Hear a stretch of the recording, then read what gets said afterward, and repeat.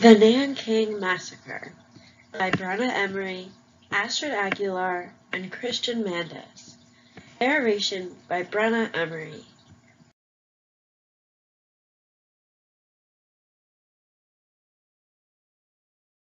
On the left is a map of China with a red arrow pointed to Nanking. On the right is a map of Nanking, marking the sites of massacre with black X's, the areas of fire or burning, marked with flames, and safety zones, marked with striped lines.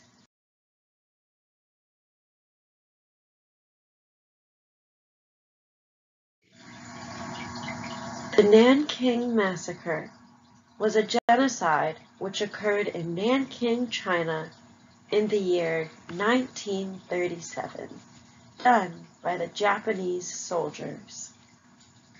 Nanking was the capital of China at the time.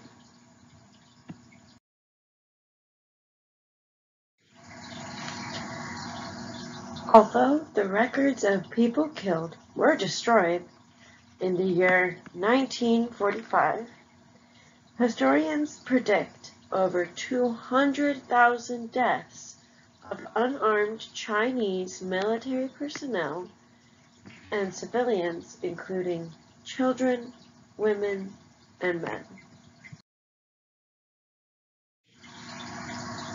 The estimated amount of women raped is somewhere between 20,000 and 80,000 people. Along with the raping and killing, the Japanese soldiers looted and burned the city, leaving the city in ruins, not only in the short term, but for many, many years to come.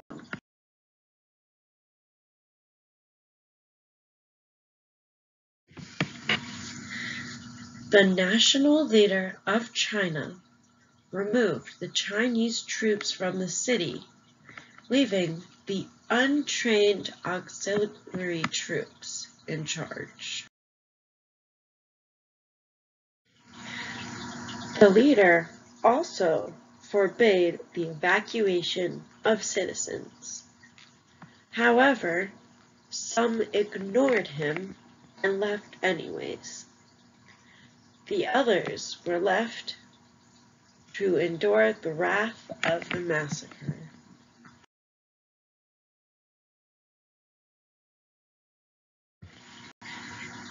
So why did this happen?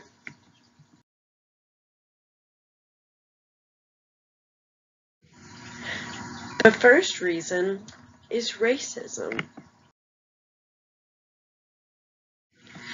The second reason is military. And the third reason is international affairs.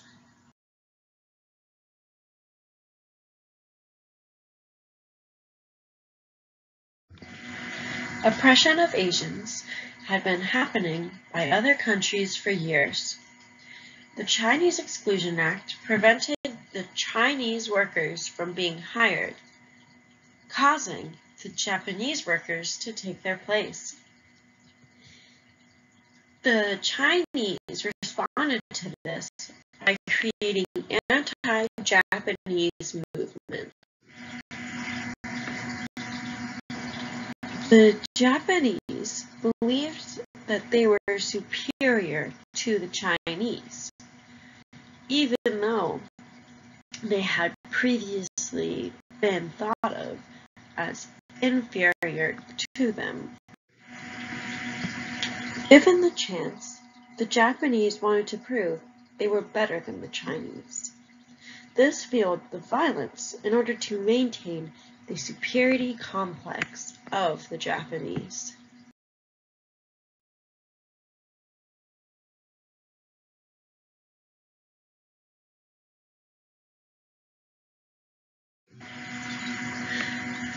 According to the Encyclopedia Britannica, quote, "The Japanese military machine was motivated by an uncontrollable desire for aggression, expansion, and imperialism." End quote. This conclusion was drawn because it is common for the Japanese army to beat people, making the idea of violence and massacre seem much less sinister. Violence was a big part of the Japanese military culture. Even from a young age, children were taught that the Chinese were subhuman and that it was okay to act upon that.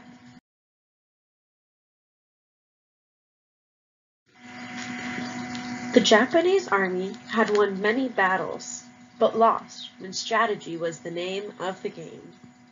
This proved the kind of manpower they had.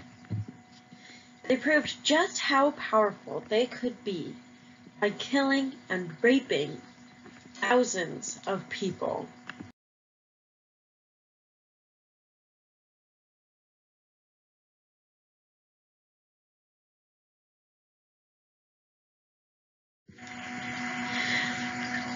There was a lack of consequences for the Japanese military. For many years prior, the Japanese military personnel were able to get away with doing illegal things with absolutely no blame on them, or little to no blame. In fueling the massacre, they assumed this would be no different, and unfortunately, for the most part, this rang true.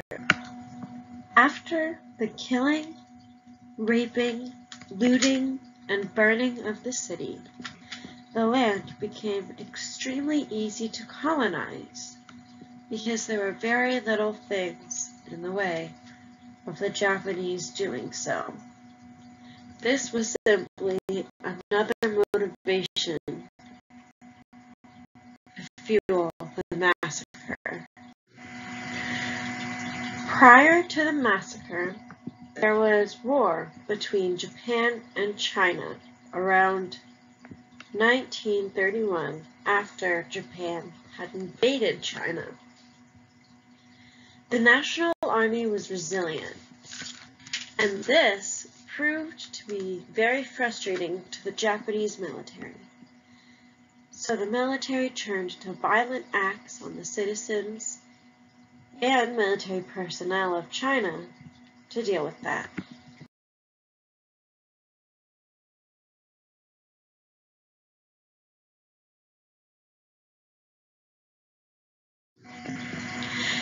The Memorial Hall was built in 1985 by the government.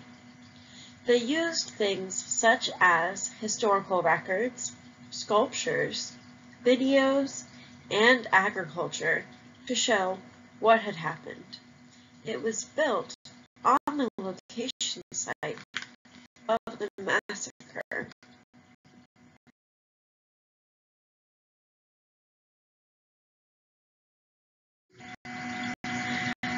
The survivors struggled many mental troubles, such as mental breakdowns from all the trauma they had experienced.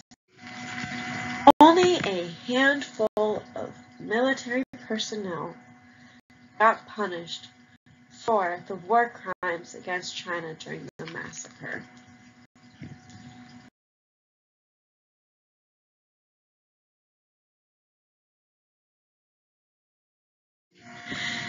The Nanking Massacre was a very inhumane act against the people of China. The superiority complex, violent soldiers, colonization, extensive war, and racism are among the key catalysts to the genocide.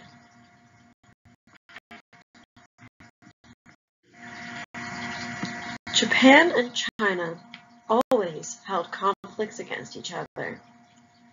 Thousands of civilians were killed and many women raped. Yet up to now, Japan has never owned up to their mistakes.